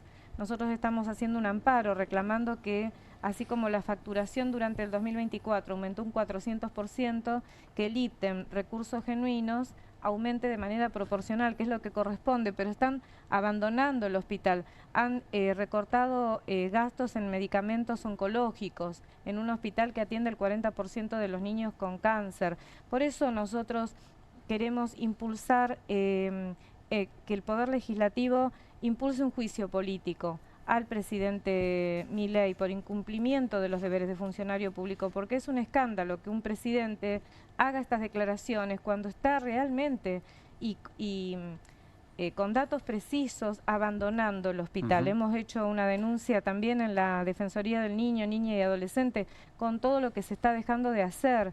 Entonces, hoy presentamos una denuncia penal contra Milei, Franco y Lugones por esta decisión que han tomado de no implementar la ley que atiende a una emergencia en salud pediátrica, ¿no? Pero dice Milei, bueno, pero era todo campaña sucia, porque cerrar no lo cerré, mirá, ahí está funcionando de todas maneras. Claro, las universidades tampoco están cerradas. Pero ¿sabes que las universidades están cerradas para las miles de muchachos y muchachas que tuvieron que dejar? Están cerradas para ellos, porque no logran entrar más. ¿Cómo?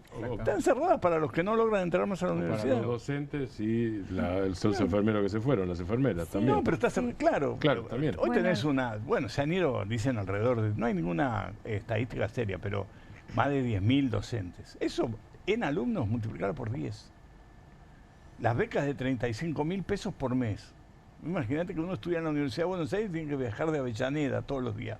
2 días viaja. Y llega a la universidad, tiene un sándwich, se le acabó. Tiene que comprar un apunte para la clase, ni hablar de comprar libros, nada de eso, porque es imposible. Para esos chicos se cerró la universidad. Ya está, no tiene más universidad. Para el que la familia no tiene recursos para mandarlo a la universidad o porque tiene que trabajar para sostener el ingreso familiar, tampoco hay universidad. O sea, una universidad o un hospital se pueden cerrar sin cerrarlo. Sí, claro, pero los vas asfixiando. La asfixia salarial, ya renunciaron 300 trabajadores del equipo de salud y no hay llamado a concurso. Entonces, es un goteo continuo. Es un cierre en goteo. Un vaciamiento, y hay una cosa que hay que decir, que los que sostienen las instituciones son los médicos, en el caso de los hospitales, la enfermera, el personal, y en las universidades, los docentes y los no docentes con salarios de miseria, ¿no? Más del 80% de la colonia de pobreza. Norma, nosotros hablamos por primera vez en A24, el año pasado, creo que a comienzos del año. Ahí te conocimos. Nos llamaba mucho la atención tu capacidad de contar las cosas que estaban pasando, y de alguna manera me impacta muy fuerte porque de aquella primera charla a esta estás pidiendo juicio, o estás en representación del colectivo pidiendo juicio político y una convocatoria nacional. Mirá el recorrido. Mirá el recorrido. Yo sé que entendés, te sentís política, pero vos no te dedicaste a la militancia política de alguien que tiene en su propio decir cotidiano ya paro general, ya juicio político al presidente. No venís de ese palo, digamos. No. ¿Vos mirás tu propio recorrido? Sí, quizás no tanto. Lo que me mueve de verdad es esto, ¿no? Yo hace 38 años que trabajo en el Hospital Garrahan y sé la función, la misión imposible que tiene el hospital en lo que es la salud pediátrica. Vi cómo pudimos dar respuesta a necesidades de la población infantil, niños que tienen enfermedades que no se pueden solucionar en otro lado y necesitan el hospital. Entonces, lo que tengo es la convicción de que nosotros como equipo de salud no tenemos la opción de dejar de luchar, de dejar de defenderlo junto a las familias y el vacío, porque el Garrahan lo que ha hecho es ser como un articulador de las otras luchas. Nos tocó esto, ¿no? Nos tocó estar en este momento de la historia de nuestro país acá. Y desde ahí yo creo que es posible, por encima de lo político partidario, defender un hospital público como el Garrahan, defender la universidad a donde van los hijos de los trabajadores y las trabajadoras. Defender a las familias que tienen personas con discapacidad, responsabilidad de cuidado, que hoy necesitan la integración escolar, necesitan el transporte, necesitan los prestadores y dependen vidas humanas. Entonces yo como profesional de la salud, en este rol que me toca de representar a un colectivo, no puedo mirar para otro lado y decir, bueno, ¿será que esto tiene que pasar? La verdad es que me siento comprometida a generar algo distinto, y si es, bueno, no podemos esperar a la CGT, bueno, tenemos a través de las familias y organizaciones sindicales de todo el país, vasos comunicantes con el Garrahan entre los trabajadores, las familias, y bueno, será desde Tierra del Fuego a Jujuy, desde Mendoza a Buenos Aires. Tendremos que después de las elecciones organizarnos para generar ese paro nacional que necesitamos para ponerle un límite a un gobierno que es de una crueldad que nunca vimos. No hay diálogo con este gobierno, no hay posibilidad de que entienda el mandato social, el mandato de las urnas. Es como, se dice mucho, aceleran las curvas, pero nosotros vamos en un micro que lleva chicos, niños, niñas, adolescentes. El otro día una mamá de Mendoza, una enfermedad rarísima, nos contactó, fui a buscar a los médicos, ¿nosotros podemos atender esto? Sí, claro, ya se movieron 2 o 3, hicieron la teleconsulta, le facilitaron, tiene el turno para diciembre, la mamá que es de Mendoza, que quizá me está escuchando, pero eso es el Garrahan. Entonces, ¿cómo? A ver, un poco de humanidad, por eso es importante que la CGT... Las familias están por ir a la CGT a llevar una carta, convocándolos también. No pueden estar ausentes en esta lucha que estamos dando. Gracias, como siempre, Norma. Gracias a ustedes. Carlos, cerrá con lo que quieras. No, estoy de acuerdo con lo que dice Norma, ¿no? Yo creo que la verdad es eso, tenemos que crear un movimiento, porque yo creo que esta gente, la nueva derecha en el mundo, yo estudié en la Facultad de Ciencias Naturales, no soy biólogo, pero tuve muchas materias de biología. Yo creo que ellos tienen la lucha por la supervivencia, ellos creen que son otra especie. Vos lo ves, no solamente Milei, Elon Musk, Bezos, esos tipos que viven en el mundo depredando y separados del resto. Entonces eso le permite al secretario de Trabajo, de Empleo, decir que ¿para qué querés descansar vos? Vos viniste al mundo para trabajar, para ser explotado, para no tener dignidad.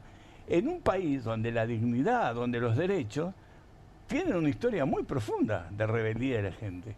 Yo creo que tenemos que recuperar eso, porque si no recuperamos eso con un proyecto político que permita garantizar esos derechos, permita que tengamos futuro. Yo la otra vez escuchaba a un chico de los cartoneros de la Villa Miseria, ¿no? Que andaba con un carrito y dice, ¿dónde está escrito que yo tengo que vivir así? Yo digo, muy bien, esas son las preguntas. ¿Dónde está escrito que tienen que vivir así? ¿Vos sabés cuál es de qué se trata el último libro de Giuliano da Empoli, ¿no? El de sí. Los ingenieros del caos. Sí, los depredadores. Claro, los depredadores, esos son. Pero depredadores como otra especie. Siempre decía un compañero mío, van a vivir tan separados de nosotros que es como en las Islas Galápagos, ¿viste? Que aparecieron todas las especies, bueno, que sabe algo de biología, sí. el aislamiento crea especies nuevas. Se aíslan del resto de la humanidad. Esa es la pelea cultural. Son especies peligrosas. Aparte son peligrosas. Las Islas Galápagos son ahí en las tortugas. Pero yo creo que tenemos que dar una lucha de conjunto. Tienen que entender, la CGT tiene que hacer una discusión, los propios. Nosotros estamos en la CTA, pero la CTA es muy pequeña. La CGT es muy grande. Es necesario que los trabajadores tengamos la unidad. Únanse. Trabajadores, decía un líder argentino. Nos tenemos que unir, porque si no, no lo vamos a derrotar. Peleas sueltas nos ganan siempre, y es lo que hacen todo el tiempo, ¿no? Carlos, gracias por estar, Norma, lo de siempre. Gracias a ustedes. Muy lindo el mapping. Nos vamos a la tanda y al regresar scrolleamos en el final del programa. Dale.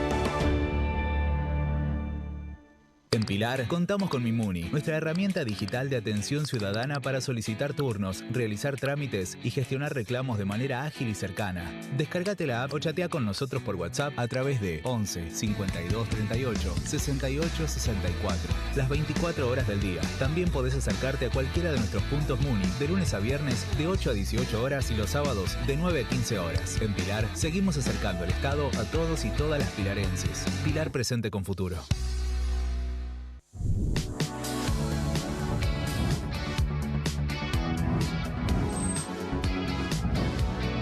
Soy Agustín Neglia, los invito a todos a ver por Amazon Prime lo mejor de La Rioja en nuestra nueva serie de viajes Super Guide por Amazon Prime.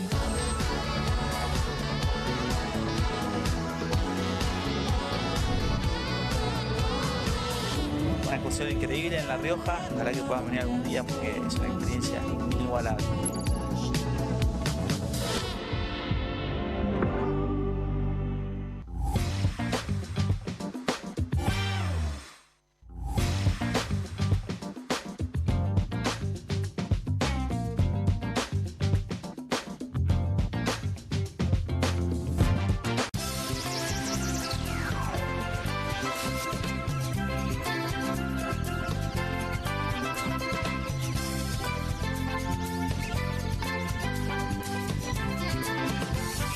Así se ve un sistema de movilidad integrado. Y así se siente hoy. Buses eléctricos, modernos y silenciosos.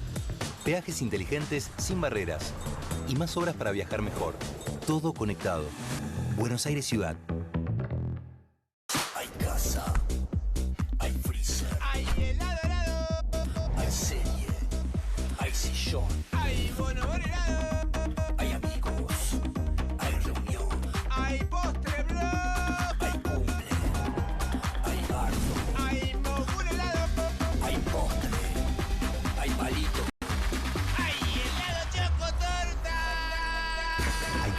Hay freezer y tus chocolates y golosinas favoritas hechas helado. Las casas usan diferentes perfumes. Eligen oler a café en la mañana, a veces a ropa recién lavada y otras a madera. Pero cuando quieren oler a limpio, eligen Prosenex. Sentí el perfume de la limpieza. Prosenex, limpieza que se siente.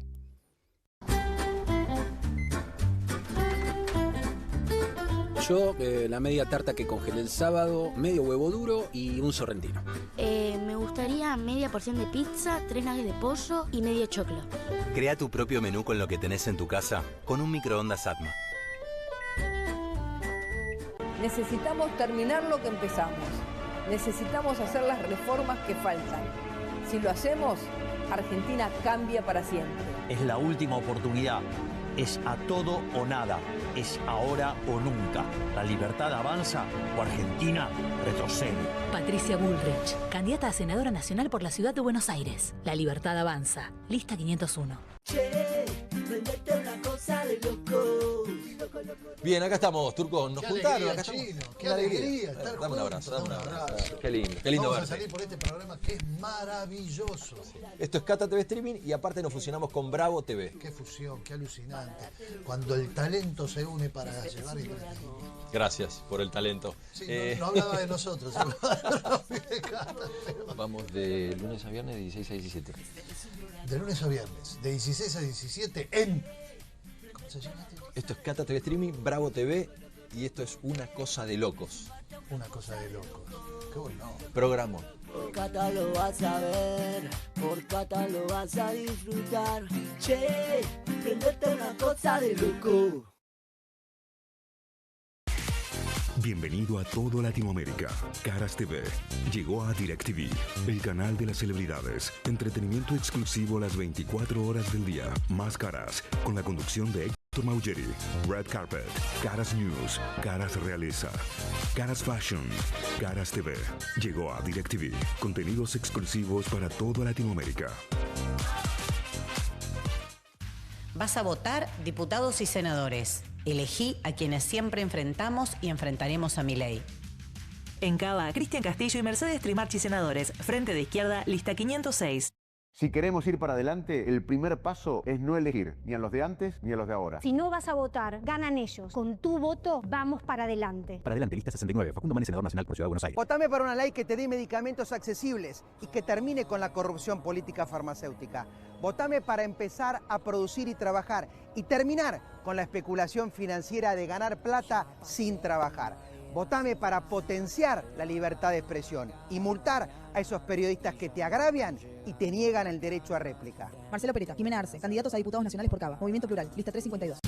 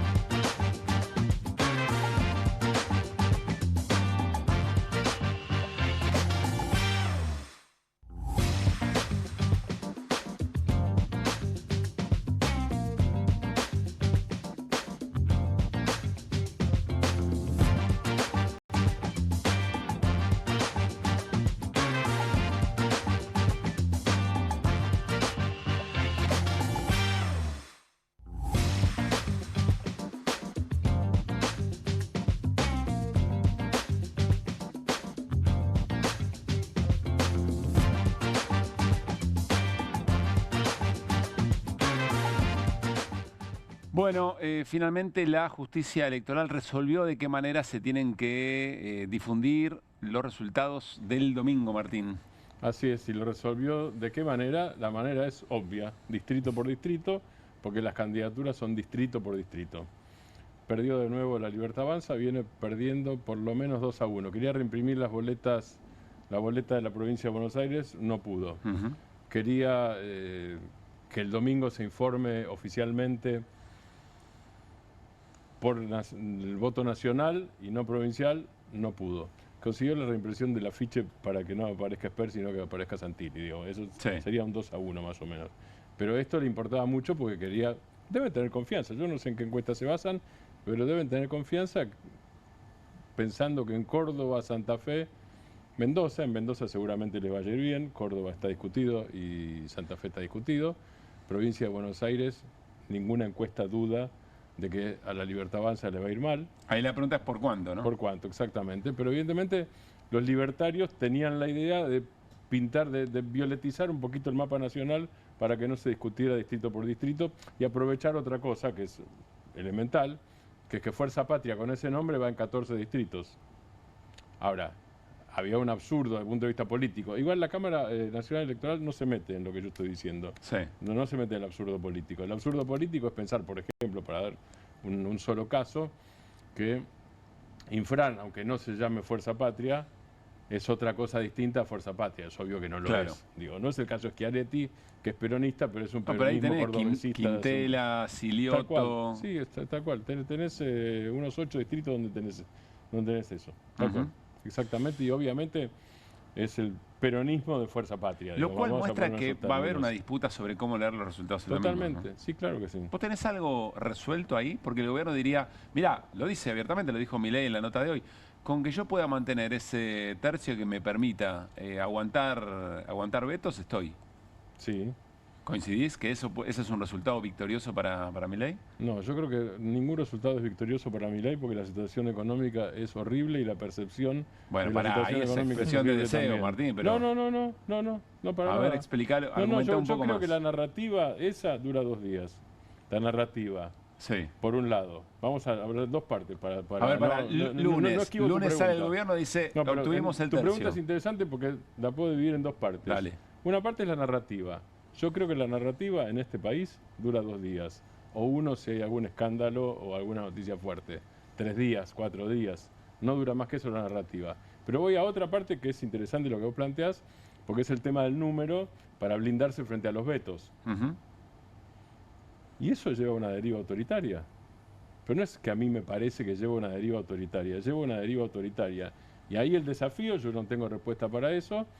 Me parece que el gobierno no tiene todas las cartas como para jugar con legitimidad una deriva autoritaria. Una deriva autoritaria es pensar de la legalidad. Pero espera, ¿qué llama deriva autoritaria en función de ese tercio para a lo que recién dijo Norma del Garraham, que dijo, el presidente actúa casi como un rey. Y yo a veces le sacaría el casi. A eso le llamo deriva autoritaria. Digo, el abuso de DNU, el uso de DNU es legal. El abuso de DNU no es legítimo, es una deriva autoritaria. Yo no estoy hablando en términos jurídicos, porque no soy constitucionalista. Sí. El abuso de DNU políticamente es una deriva autoritaria. Digo, el DNU 70-2023, que es la base de la reforma, algunos dicen 300 leyes y otros dicen 600 leyes, es deriva autoritaria. Y ahí sí cito constitucionalistas, Gustavo Ferreira, por ejemplo, que dice, y Andrés Gil Domínguez en este programa lo dijo en aquel momento, muy poquitito después, porque hacíamos QR en el 2024, o sea que poco después de eso, me acuerdo perfectamente una entrevista que le hicimos en El Piso el año pasado, cuando dijo que era una reforma de hecho de la Constitución, que estaba cambiando los fundamentos de la Constitución. A eso le llamo deriva autoritaria. Es interesante lo que plantea, porque vos decís, mirá, más allá de cómo se lee el resultado, quién gane, quién pierda en esa pelea por el sentido del resultado del domingo, van a pasar un par de días y todo se va a resumir a la puja política en función de las políticas y las consecuencias de Milei, y lo social, y por otra parte a un gobierno que se va a demostrar querer gobernar por decreto. Exactamente. Y eso no tiene una fórmula matemática para ver cómo, si se aguanta o no se aguanta. Digamos. No, porque además hay otra cosa. Las elecciones que vienen después de las del 26, nosotros estamos hablando de que pasa pero el son 27, son 2 el día años. 20. Sí, son 2 No, años son duros, pero digo, las que vienen, digo, todos se van a empezar no se van a posicionar al día siguiente. El posicionamiento del gobierno, de los gobernadores, de los diferentes sectores del peronismo, empieza a tener una perspectiva de 2027. Señalo acá porque estuvieron aquí a la derecha, al lado nuestro. Norma y Carlos. Temas como los que plantearon Norma y Carlos, Garrahan, la perspectiva de financiamiento universitario, también empieza a tener un horizonte distinto. Con un gobierno donde, eso Guido puede contestarlo si es que tiene algún escenario, yo no veo un buen escenario. Vos hablás de reseteo económico del gobierno. En realidad, creo que el gobierno... ¿Con qué se come, decís vos? Claro, exactamente. El reseteo que puede hacer este gobierno, emperrado en un tipo de política, es no un reseteo, sino es pegarle con un martillo a la computadora directamente. Me gustó la imagen, alguna vez lo hemos hecho, ¿no? Cuando no arrancaba, no andaba el botón, alguna vez lo hemos hecho.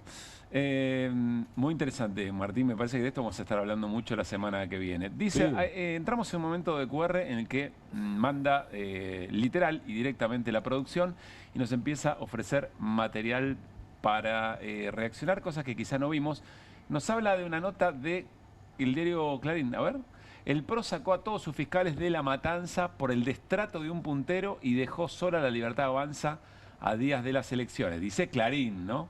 El macrismo bajó a cerca de 1000 fiscales que tiene en el partido más populoso del distrito, acusan a los libertarios de mal manejo de fondos, otra vez sopa, para la fiscalización y temen que se repita un escenario como el del 7 de septiembre que consideran que no fue bueno, ¿no? Para decirlo muy elegantemente. Sí, quilombo con la guita de los fiscales. El 7 de septiembre se llegaba a pagar 40.000 pesos si es que y no conseguían todos los fiscales necesarios. Eso es lo que pasó, sobre todo en el Gran Buenos Aires. Qué cosa, ¿no? También deja en evidencia la nula militancia.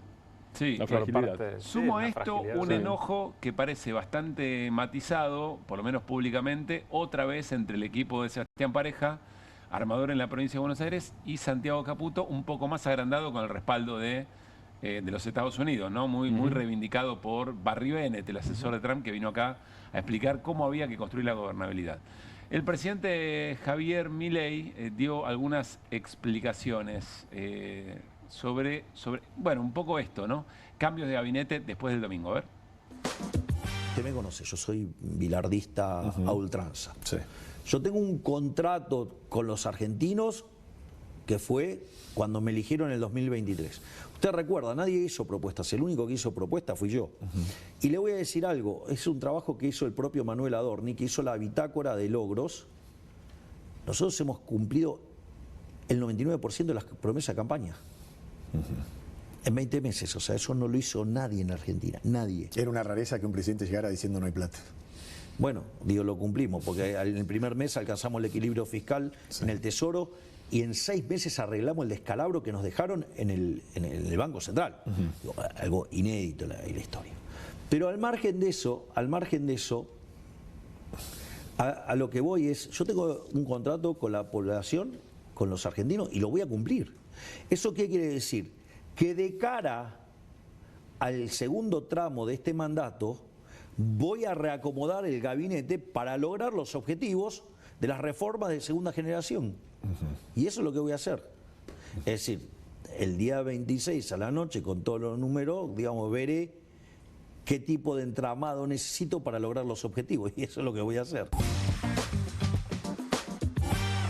No es ilógico lo que plantea eventualmente Milei, ¿no? Cualquier gobierno puede ostentar como virtud que en un momento determinado tenga que hacer un cambio de gabinete. El problema esto es lo que se dijo antes. Lo que acaba de decir y la injerencia y la presión sobre eso. Lo que acaba de decir interesante es al final. A ver. Que es el 26 a la noche, voy a ver los números y de acuerdo a eso voy a reacomodar. Igual hay uno que ya se fue sin ver los números, se está yendo. ¿Quién? Es Gerardo Walter, el canciller. Ahí ya hay cambio. Ese no espera los números, ese se va porque no soporta, según dice, a Santiago Caputo. Y como lo que se viene es mayor poder para Santiago Caputo, no se sabe dónde todavía, sí, en qué ministerio o algún área especial que se pueda llegar a formar. Bueno, queda vacante la Cancillería si se va a Huertain. Hay otra pregunta, ¿y quién decide los cambios? ¿Lo decide efectivamente Milei o los cambios vienen decididos de afuera, ¿no? ¿Quién hace el diseño político? Si lo hace Trump a través de Barribet o lo hace efectivamente el gobierno electo democráticamente para efectivamente hacer eso. ¿Por qué te reís? Porque ya tenemos a veces de ministro de Economía de la Argentina. Con lo cual, vos lo que estás diciendo es, tenemos a Trump de presidente de la Argentina, ¿no? Bueno. A Marco Rubio, como digo, no hay canciller, en todo caso puede no llenarse porque está Marco Rubio. Elon Musk podría ser Sturzenegger, que ya dejó no, de su puesto. Lo que pasa es que está fuera, claro, es un problemita ahí. Pero podría ser, digo, sí. ¿Y Barry Bennett? ¿Y Barry Bennett? No, Barry Bennett queda volante. Volante. Queda volante, queda yendo y viniendo. Porque hay ciertas cosas que hay que charlarlas cara a cara, no se pueden charlar ni por WhatsApp, ni por Telegram, ni nada. Claro, Franco es otro, ¿no? Que viene reclamando que los que toman decisiones tengan ahora, cargo. Si cambia Franco, le puede salir en contra a Francos. ¿Cómo? Le puede salir en contra a Franco. ¿Por qué? Porque hay una guerra de inteligencia, en este programa hablamos de eso. Franco tiene su propia estructura de inteligencia, y que es una estructura paralela, y la estructura oficial de inteligencia depende de Santiago Caputo, que hoy es monotributista. Si deja de ser monotributista Santiago Caputo, ¿qué pasa cuando los dos estén a un mismo nivel administrativo? Santiago Caputo está a un nivel superior desde el punto de vista político y de la relación con Milei, con Javier Milei. Y algunos resortes de poder también, ¿no? Tal cual, sí. Pero digo, si administrativamente quedan iguales, ¿qué pasa con esas áreas que dejan de ser, que pasan a ser más translúcidas? Aunque sean oscuras, pero pasan a ser un poquitito más translúcidas. Empieza a es tener una pregunta firma. para hacerse, empieza a tener firma.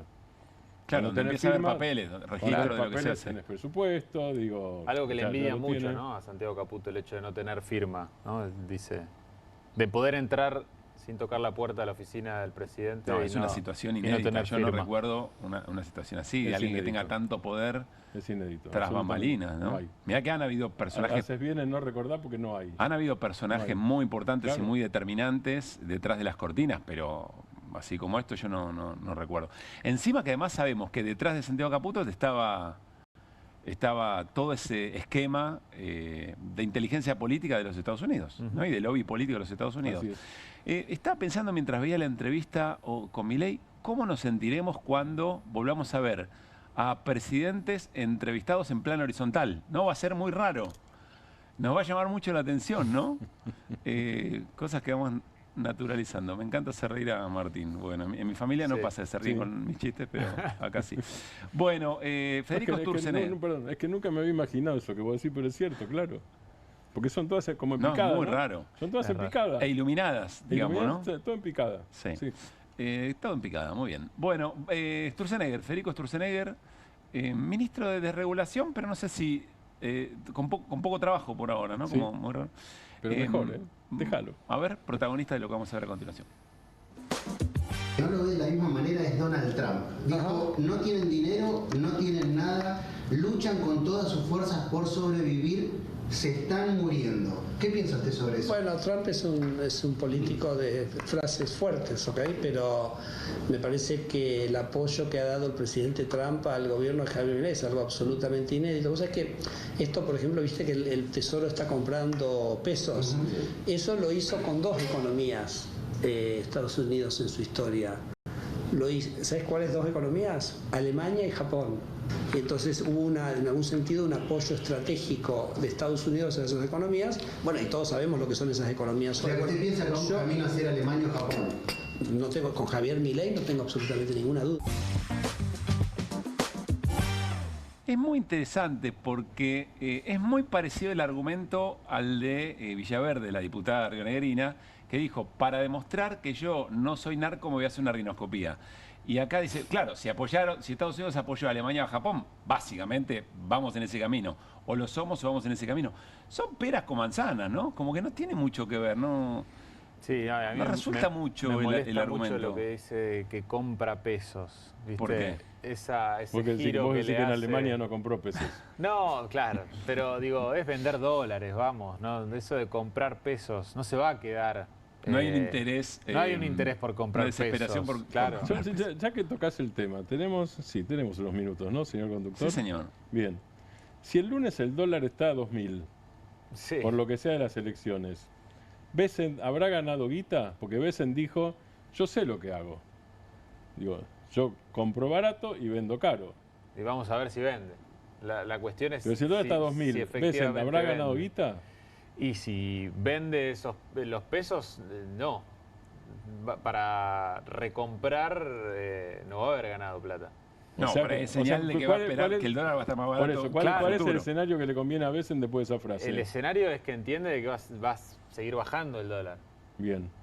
Él cree que va a seguir bajando y con la cantidad de pesos que compró va a poder comprar más dólares.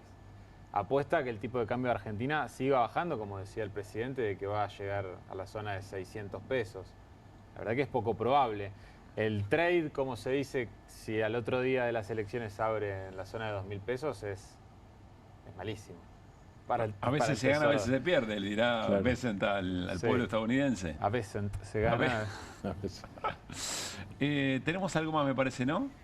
Virginia Gallardo, candidata de La Libertad Avanza de la provincia de Corrientes, decía o preguntaba esto. Todo el mundo, la oposición, agarrándolo. Yo digo, ¿en serio? ¿Sabes qué? Le dije gracias, porque lo hicieron re viral y era lo que yo quería. El mensaje, no ese dato tonto mintiendo, pero porque evidentemente así funciona. ¿Pero sabe cuántos habitantes tiene la Argentina? Sí, 50 millones. No son 50. ¿Cuántos tenemos? 47.300. 47, bueno, más o menos, pero sí. Acabo de estar en una reunión, digamos, con empresarios y para redondear, pero... Son malos, chicos. Dijo 50 más o menos. Está bien para redondear. La banco en esta. Lo que no la banco es...